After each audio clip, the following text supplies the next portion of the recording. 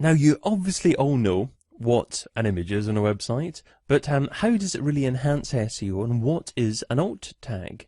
Well, we'll have a look at this post here in Digital Marketing Radio, the Chris Ducker one on personal branding strategy. So if I scroll down, I can see that there's an image there of Chris with a caption saying personal branding strategy and his name there as well.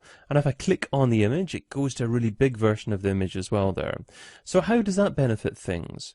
Well, first of all, if you share this particular page, then this image will actually come up as the image next to the link to the document in different social sharing sites. So if you share it on Facebook or Google Plus or Twitter, the image will appear there on different social sites. And that's happened to me on Twitter. So here's an example of Twitter.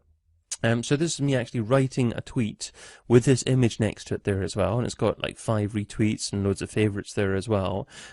So that's fairly good there, and it has been shown by quite a few people that images increase the likelihood of social shares. So having that image on the site certainly helps with that. So what about though SEO? Well, if I look at the source code there, I'm just going to look for personal branding strategy again in the source code. So let's find that. So I'll show you what I'm doing there. So if I do that, I am actually searching on the page rather than the source code. So view source first, of course, and then find personal branding strategy.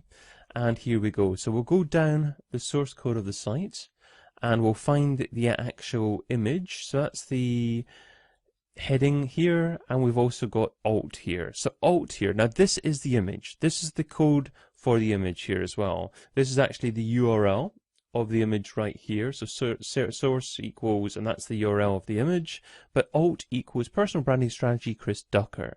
Now what that is doing is it's saying to Google, this is what the image is about. So Google actually understands that this image is relating to personal brand strategy and also probably has Chris Ducker in it as well.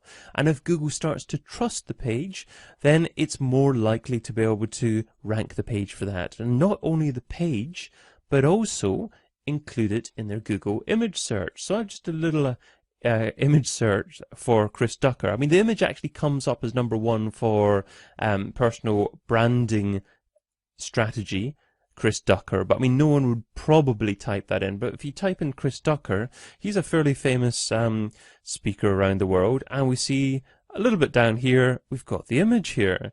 And if we click on it here, it gives you an option of going straight back into the page. So if I click back there, and that's a link from Google image search directly into this page. Not bad, eh?